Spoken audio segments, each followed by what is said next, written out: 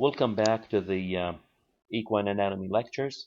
We're going to continue talking about the anatomy of the equine head, but just as a reminder, we talked about a number of bones that form the equine skull: incisive, frontal, nasal, lacrimal, maxillary, occipital, and then the vomer bone where the nasal septum resides.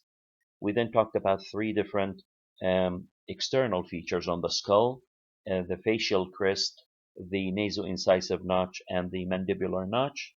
And then we talked about three foramina on the equine skull: the mental, mandibular, and infraorbital foramen, which all of them contain nerves that basically corresponds with their names, and we utilize those to do nerve blocks on the face, cases of lacerations or removal of small tumors and things like that. And then we talked about five different nerve blocks around the eye: the supraorbital, auriculopalpebral, lacrimal, zygomaticofacial, and infratrochlear. Then we talked about the nasal cavity, external features of the nostril, the true nostril and the false nostril. And then we talked about how we're going to utilize these nostrils to introduce the nasogastric tube or the endoscope.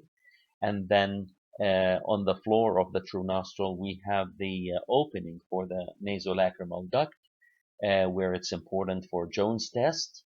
After that, we talked about the nasal septum, which basically separate the nostrils into left and right. And then when we took that nasal septum out, we found the nasal concha, which are the dorsal and the ventral and the ethmoid. The ethmoid is very important because it's highly vascular, and you don't want to injure it when you introduce a nasogastric tube or an endoscope. Now, between these concha, we have the meatuses. We have the dorsal, middle, and ventral nasal meatuses that form the common nasal meatus, which basically is utilized for accommodating the nasogastric tube or the endoscope. After that, we've talked about the sinuses, and we said that there are three sets of sinuses: maxillary sinus, conchofrontal, and the sphenopalatine sinus. And we've talked about the communication between these sinuses and the relation of these sinuses with the dorsal and the ventral conchas. After that, we did talk about the guttural pouches, and we said that there are medial and lateral, separated by the stylohyoid bone, and they can be accessed through a couple of surgical approaches: the Viborg triangle and also the modified White House triangle. We also mentioned that they contain a number of very important vessels, internal and external carotid arteries, and then we have the maxillary vein. And then we mentioned a number of diseases that affect these guttural pouches, like tympany, empyema, mycosis, calcification of the stylohyoid bone, and some tumors like melanoma, for example. So we'll continue on the topic of the anatomy of the equine head. Today, we'll talk about the larynx, the soft palate, and the epiglottis. Larynx, soft palate, and epiglottis.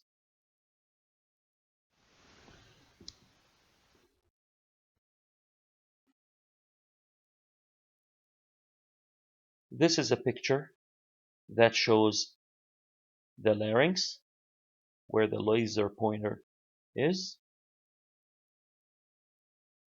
You have the epiglottis, and you have the soft palate. You have the soft palate. There are a number of clinical cases that are associated with these structures.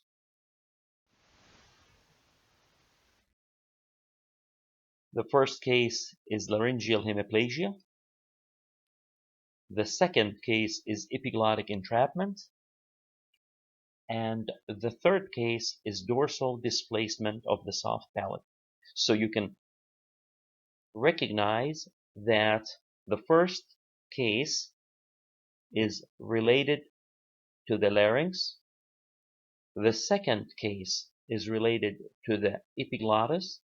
And the third case is associated with the soft palate. Now, I'm going to take each of these cases individually and talk about the anatomical structure that is most relevant to the case and how we're going to utilize anatomy to fix these cases. So first, laryngeal hemiplegia, we're going to talk about the larynx.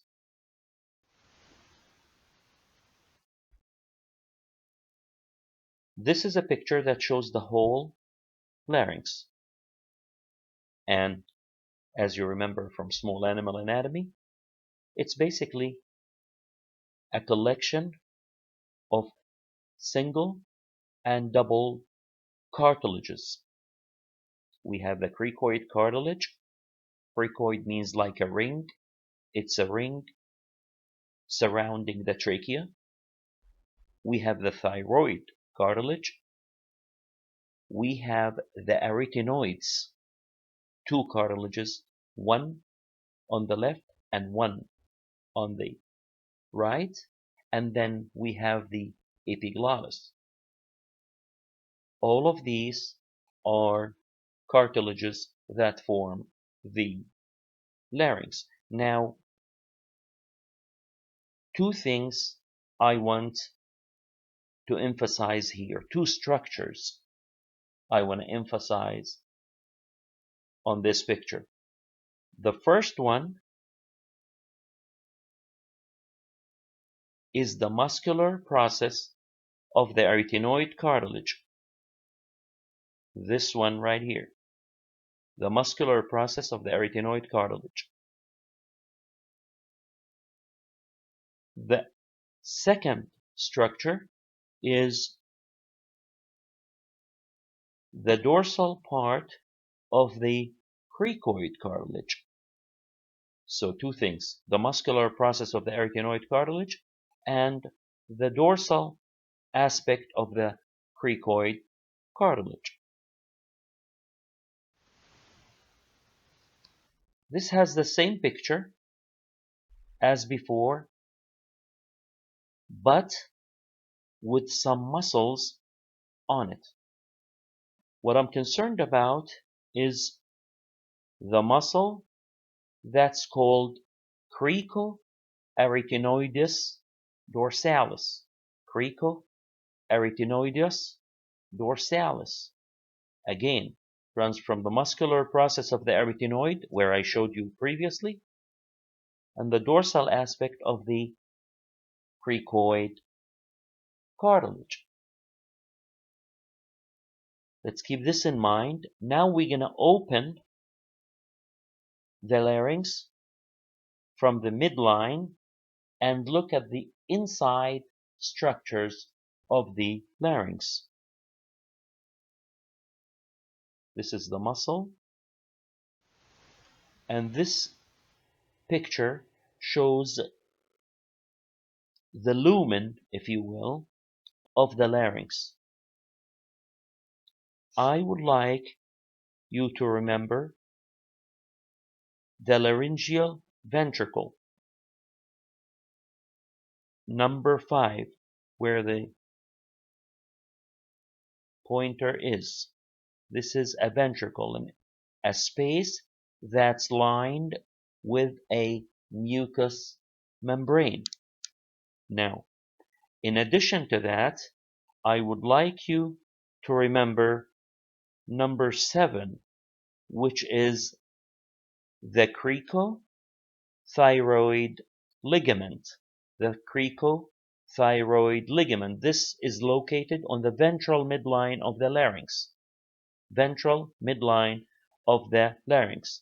So, two structures I would like for you to remember. The first one is the laryngeal ventricle. The second one is the cricothyroid ligament.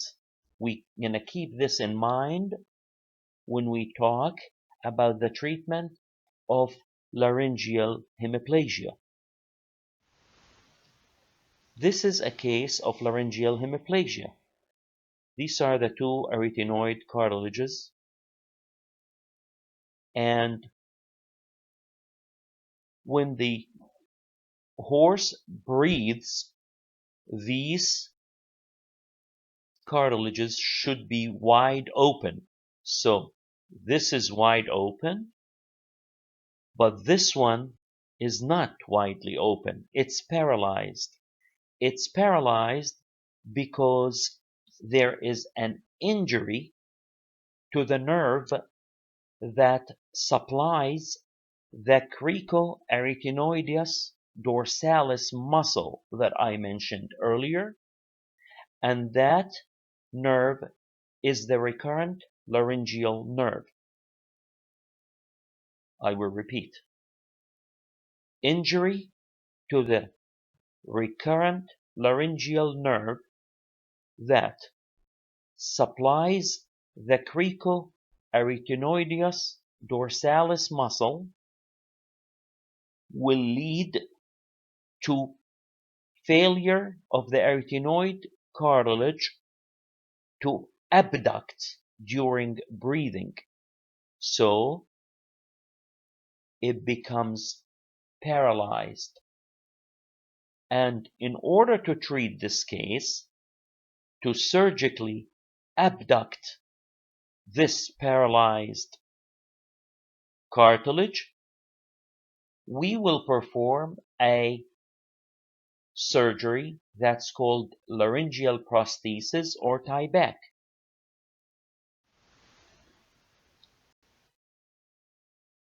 You have seen this picture before of the larynx, and I said it's basically a bunch of cartilages put together.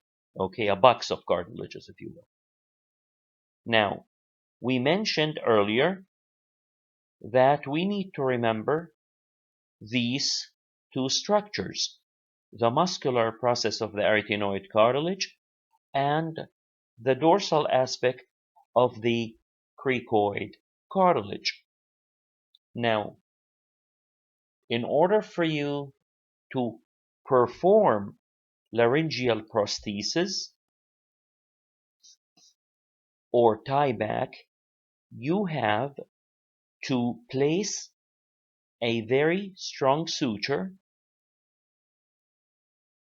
between these 2 points, the caudal dorsal aspect of the cricoid cartilage and the muscular process of the arytenoid cartilage. Once you pull that suture, you pull it back, you automatically abduct the arytenoid cartilage that's being paralyzed. So basically, the mechanics of this is the suture material that you are placing here, the stitch that you're placing here, is taking over the muscle, the cricoarytenoideus dorsalis muscle, that was paralyzed because of the injury to the recurrent laryngeal nerve.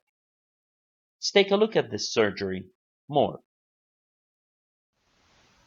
This is the surgical procedure. So basically, you place the suture material first in the caudal aspect of the cricoid cartilage dorsally.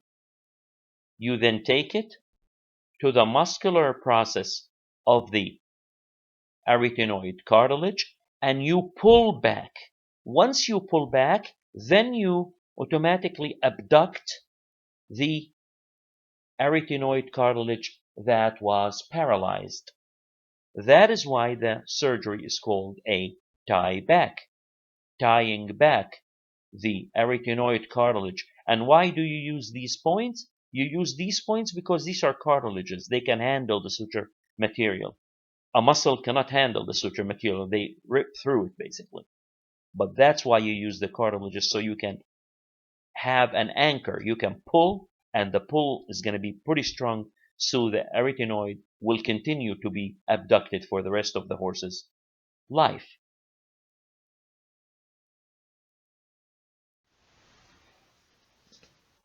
You have seen this picture earlier. This is the paralyzed arytenoid cartilage. This is the case that's called laryngeal hemiplegia.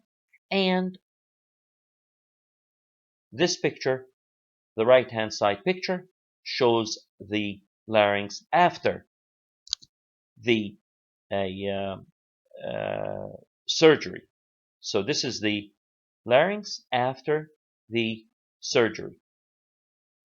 And you can see how the arytenoid cartilage is being abducted in this case, wide open. So the horse can breathe basically normally because the two arytenoid cartilages are widely open. So the trachea is widely open.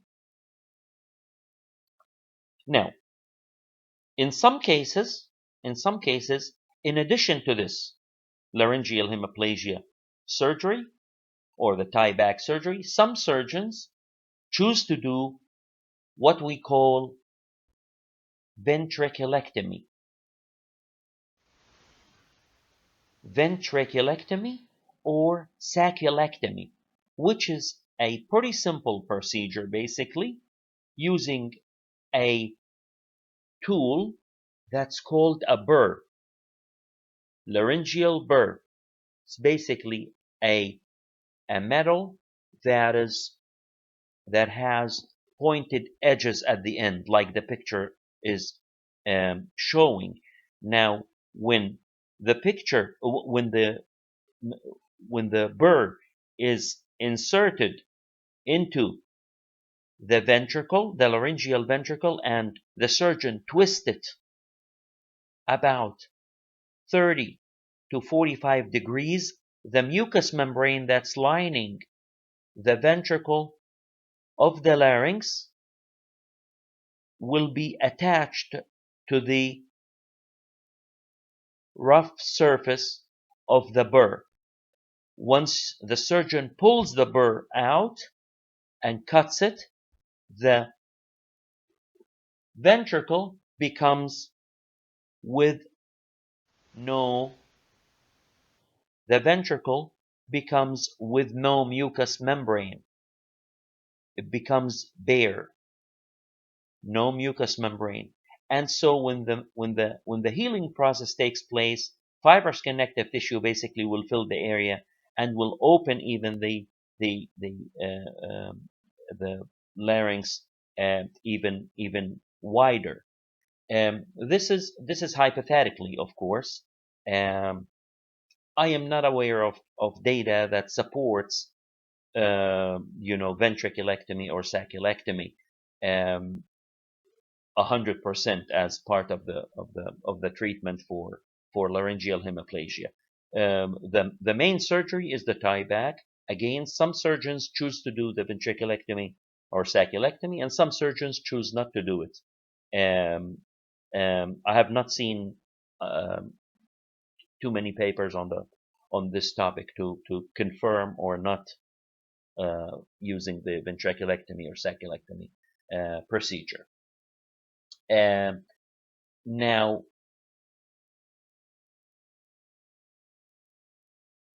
in order for you to do the ventriculectomy or the sacculectomy, now you're going to utilize, and that's my main concern now, you're going to utilize the structure that's called cricothyroid ligament, number 7, the cricothyroid ligament. So basically, what the surgeon does is once they do the tie-back surgery, which is basically using the same viboric triangle that we've talked about, ramus of the mandible, linguofacial vein ventrally, and tendon of the sternocephalicus dorsally. You can get to the larynx easily, and then you can do the tie-back surgery on a lateral recumbency. So the horse is laying on their side. Now, when you do the tie back and you confirm that it's working through endoscopy, so while the horse is on the table, you put a scope, an endoscope, and you look at the larynx, and you see the two arytenoids being abducted widely. Now, after you do that, you put the horse on dorsal recumbency, on its back. So from being laying on its side to being on the back, and on the ventral midline on the neck, you will open and you will find the cricothyroid ligament. You open it, and that is when you are in the larynx. It's very easy when you open the cricothyroid ligament. You can see the ventricle of the larynx, and that's when you insert your burr and you do the ventriculectomy or the sacculectomy. And sometimes you can do this with laser instead of the burr. This is a picture that shows the ventriculectomy and sacculectomy using laser technique. You can take these mucous membranes out as well. So it's a very common procedure nowadays. So this is the laryngeal hemiplegia, and this is the extent of what I'll talk about, the structures that's related to the surgery. Of course, when you do the equine surgery course, you will learn more about it. But this is basically the basics, the anatomical basics for it, and which are the structures that are going to be utilized for this surgery. The second thing I'm going to talk about it is the epiglottis and the soft palate. It's kind of hard to separate one from the other. So the first one is the epiglottis, and the second one is the soft palate. And more than that, I would like to talk about this mucous membrane that is shown here. This mucous membrane that's shown by the laser pointer. So first I'm going to talk about the epiglottis, and then the soft palate, and then thirdly the mucous membrane underneath the epiglottis. Very important structures. Now in normal physiology, in normal breathing, what happens is that during breathing, of course, the nasopharyngeal opening is open and the oropharynx is closed. The nasopharynx is widely open, and air can go to the larynx and to the trachea pretty easily. Now, when the horse eats, that's when the epiglottis basically goes dorsally and closes the opening of the larynx, and the soft palate also goes dorsally and closes the nasopharyngeal area. Once the nasopharyngeal area is closed, the oropharyngeal opening is wide open and food can get into the esophagus. So I will repeat that. The mechanism for the epiglottis and the soft palate, they are working as guards. They are working as guards. So in order for the animal to breathe, this area here, which is called the nasopharynx, is going to be wide open. So the air can get freely to the larynx and to the trachea and to the lungs. Now, when food is being swallowed, this area must be closed, and instead this area, which is the oropharynx, must be open, so the bolus of food can go from the oral cavity into the esophagus. Now, how does that happen? It happens by the action of the epiglottis and the soft palate. So first, if the soft palate stays ventrally underneath the epiglottis, that means the nasopharynx is wide open and the trachea and the larynx are wide open. They can receive air freely. If the soft palate moves dorsally and the epiglottis moves dorsally and caudally to close the larynx and to close the nasopharynx, that's when the oropharynx opens up and the bolus goes from the oropharynx to the esophagus and to the stomach. So the action of the epiglottis and the soft palate must be coordinated in order for food to go freely to the esophagus and not to the trachea, causing aspiration pneumonia and death, and for air to go into the trachea through the larynx and to the lungs freely so the animal can breathe. It does not go to the esophagus. So again, the two mechanisms are basically connected with each other. Swallowing means the oropharynx has to be open. Means that the soft palate must go dorsally to close the nasopharynx. It's done. Of course, the epiglottis has to move caudally and dorsally to close the larynx, so the bolus of food can move freely to the esophagus. If the animal is breathing and not eating, the soft palate must stay ventrally and ventral to the epiglottis. So the larynx is wide open, the nasopharyngeal area, nasopharynx is wide open, and the air can go freely toward the trachea through the larynx. This is basically the mechanism for the physiology behind it. Now, sometimes a problem or two happens.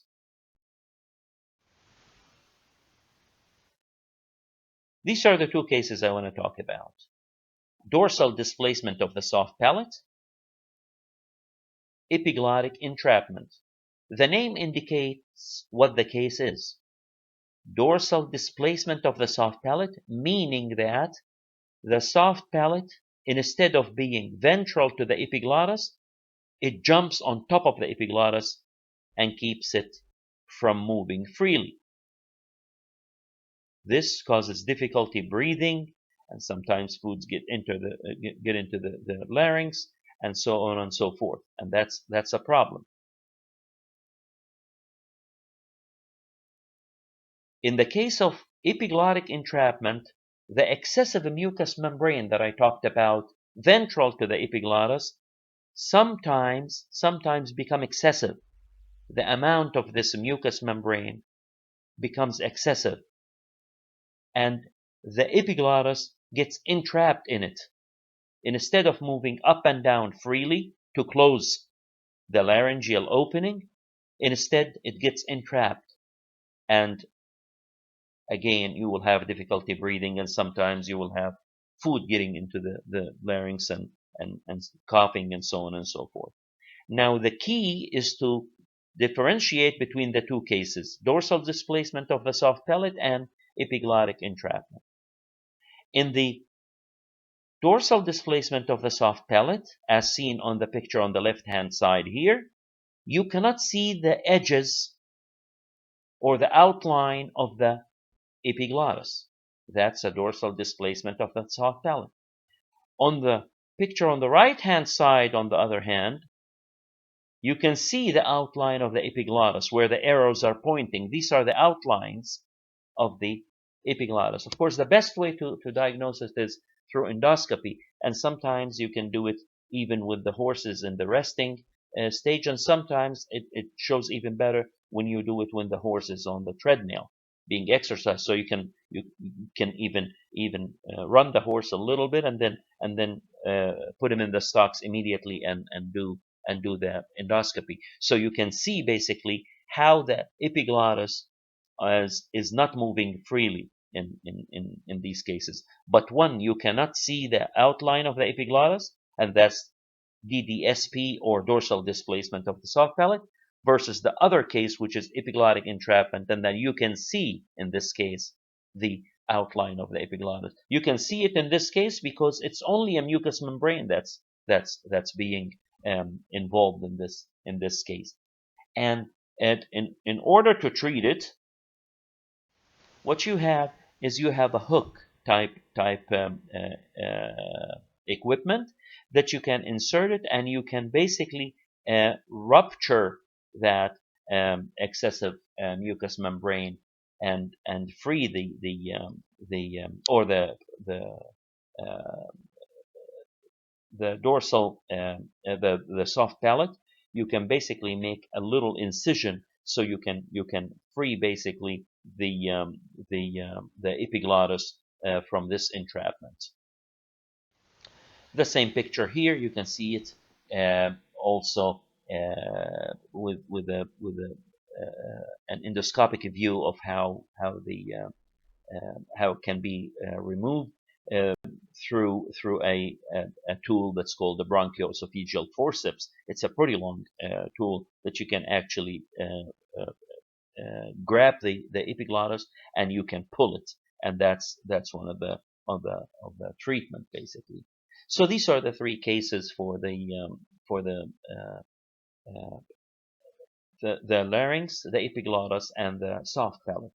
Laryngeal hemiplegia, dorsal displacement of the soft palate, and epiglottic entrapment. With this, we conclude the discussion on the uh, on the equine head.